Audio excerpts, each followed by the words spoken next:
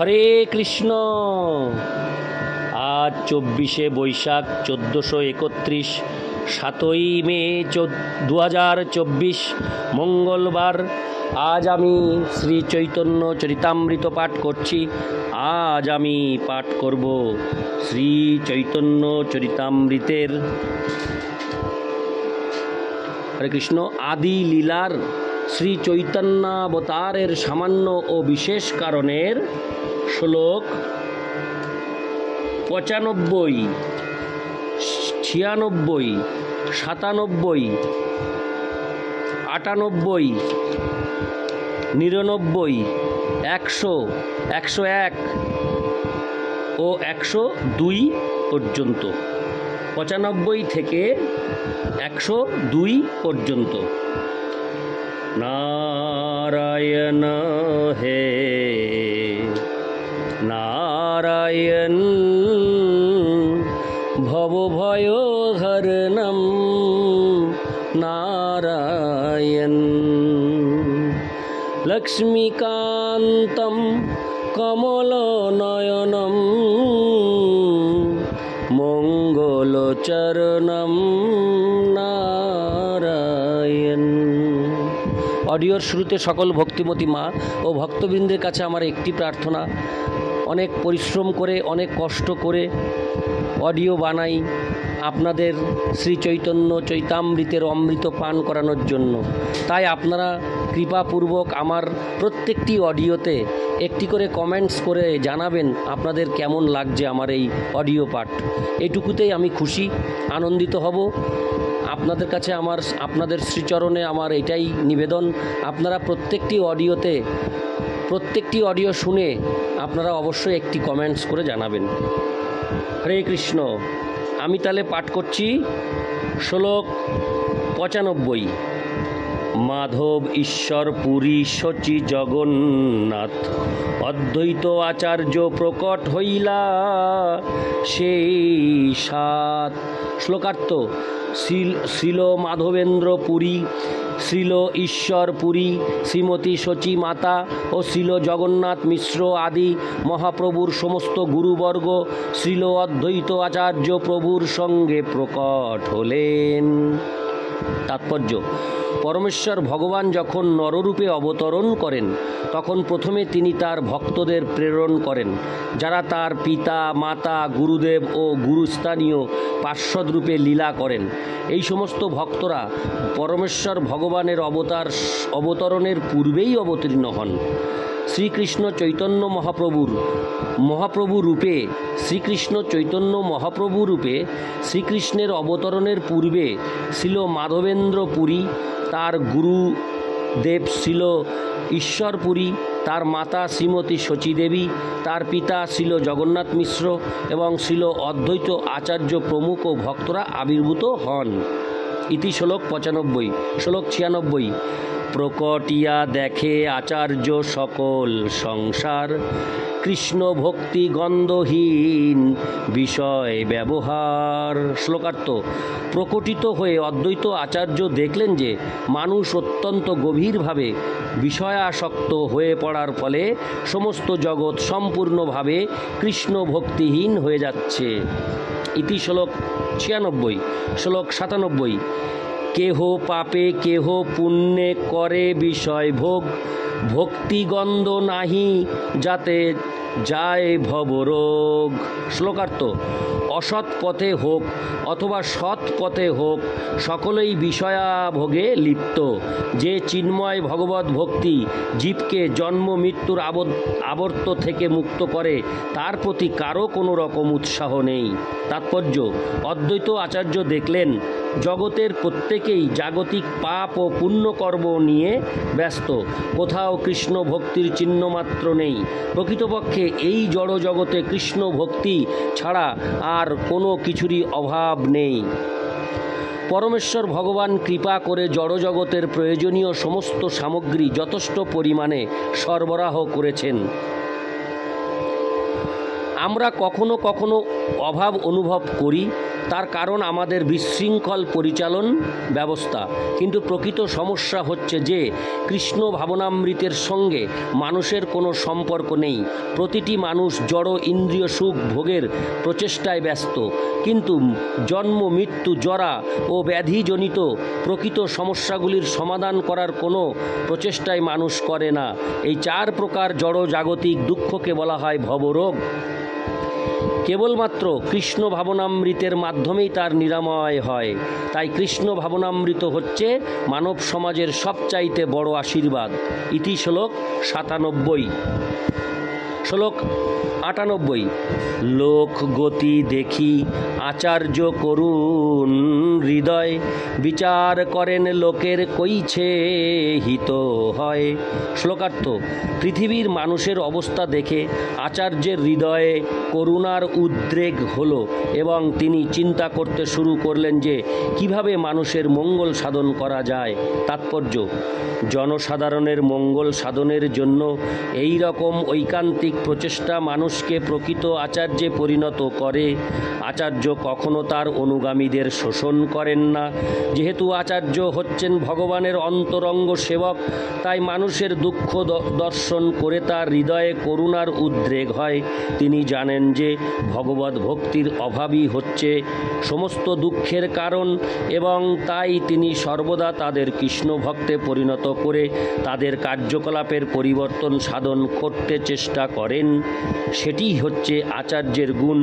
জড়জগতের এই অবস্থার পরিবর্তন করার জন্য যদিও অদ্বৈত আচার্য প্রভুর নিজেরই যথেষ্ট ক্ষমতা ছিল, তবুও ভগবানের বিনীত সেবক রূপে তিনি বিবেচনা করেছিলেন যে ভগবান স্বয়ং আবির্ভূত না হলে কেউ এই মানব সমাজকে তাদের অধঃপতিত অবস্থা থেকে উদ্ধার করতে পারবে না। হরে কৃষ্ণ। মায়ার সুদৃঢ় বন্ধনে আবদ্ধ এই জড় জগৎ রূপ কারাগারে প্রথম শ্রেণীর কয়েদিরা ভ্রান্তিবশত মনে করছে যে তারা সুখী, কারণ তারা ধনী, শক্তিশালী ও যশস্বী। এই ধরনের মূর্খ জীবেরা জানে না যে তারা জড়া প্রকৃতির হাতের পুতুল ছাড়া আর কিছু নয় এবং যে কোনো মুহূর্তে তাদের ভগবত বিমুখ পরিকল্পনা ও কার্যকলাপগুলি জড়া প্রকৃতির নির্দয় ষড়যন্ত্রে ধূলিসাৎ হয়ে যাবে। এই ধরনের মূর্খ কয়েদিরা অনুধাবন করতে পারে না যে কৃত্রিমভাবে তারা তাদের অবস্থার যতই উন্নতি সাধন করুক না কেন, জন্ম, মৃত্যু, জরা ও ব্যাধিরূপ দুঃখগুলি তাদের নিয়ন্ত্রণ শক্তির অতীত। কিন্তু যথার্থ জ্ঞানের অভাববশত তারা তাদের জীবনের এই বৃহত্তম সমস্যাগুলি অবহেলা করে অর্থহীন কার্যকলাপে লিপ্ত হয়, যা তাদের প্রকৃত সমস্যার সমাধান করতে কোনো রকম সাহায্য করে না। তারা জানে যে জরা, ব্যাধি ও মৃত্যুর কষ্ট ভোগ করতে তারা চায় না, কিন্তু জড়া প্রকৃতির মায়ার প্রভাবে তারা সেই সম্পর্কে সম্পূর্ণভাবে উদাসীন থাকে এবং তাই তাদের সমস্যাগুলির কখনো সমাধান হয় না। একে বলা হয় মায়া।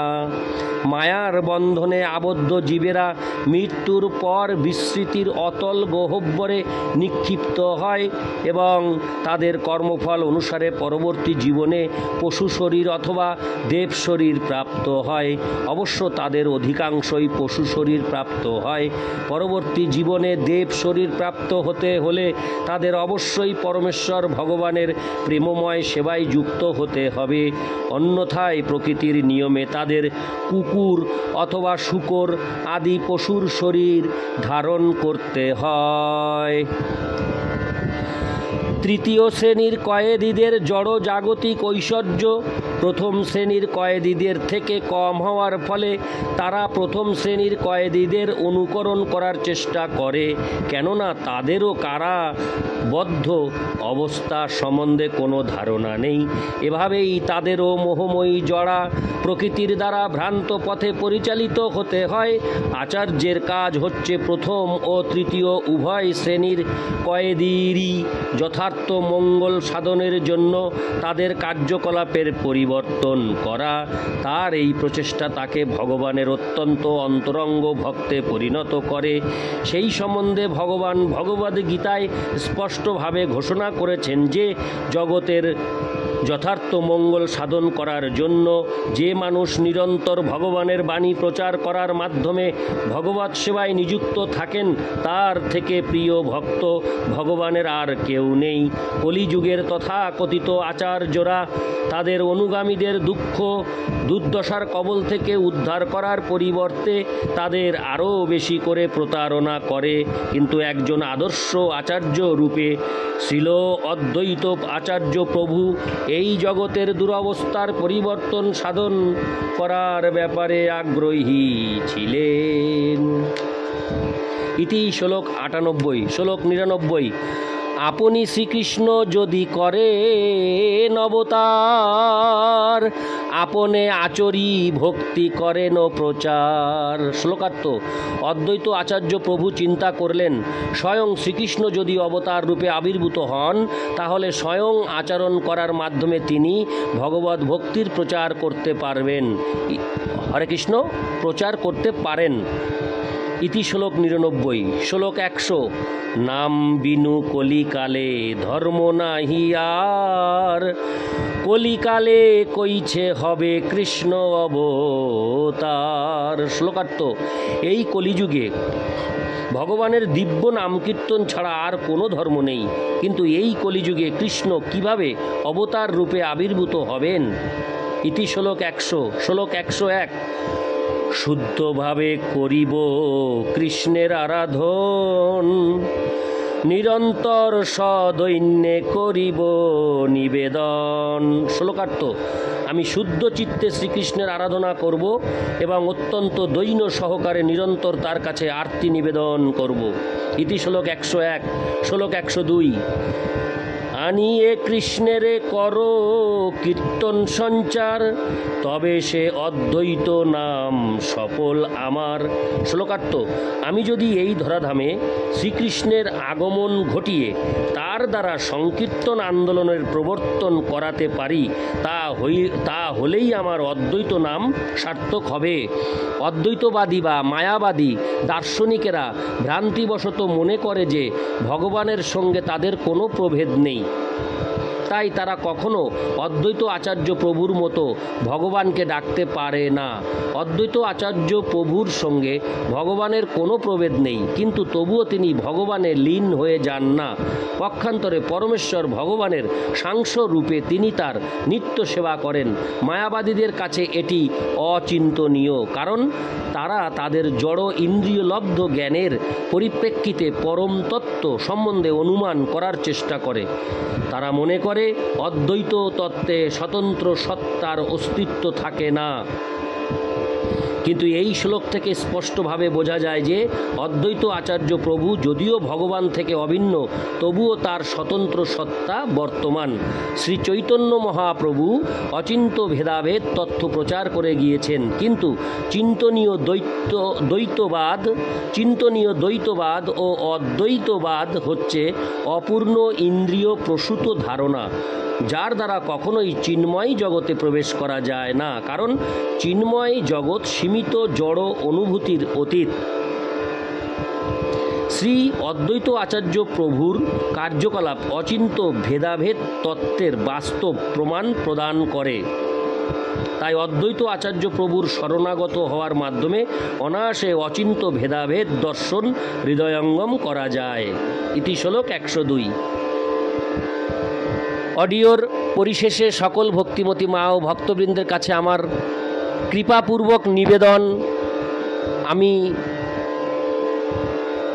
আপনাদের কাছে কৃপা চাইছি এটি যে আপনারা প্রতিটি অডিও শ্রবণ করার পর একটি করে কমেন্টস করে জানাবেন আপনাদের কেমন লাগলো। এই ক্ষুদ্র চাওয়া আপনাদের কাছে, আপনারা যে সকল ভক্তিমতী মা ও ভক্তবৃন্দ অডিওগুলি শুনবেন, শোনার পর একটি কমেন্টস করে জানাবেন আপনাদের কেমন লাগলো। কারণ আপনাদের জন্যই আমার এই প্রয়াস, তাই আপনাদের ভালো লাগার উপর ভিত্তি করে যদি আমি অডিওগুলি তৈরি করি তাহলে সেটা আপনাদের শ্রুতি মধুর হবে এবং আমারও তৃপ্তি সাধন হবে। তাই আপনাদের কাছ থেকে আমি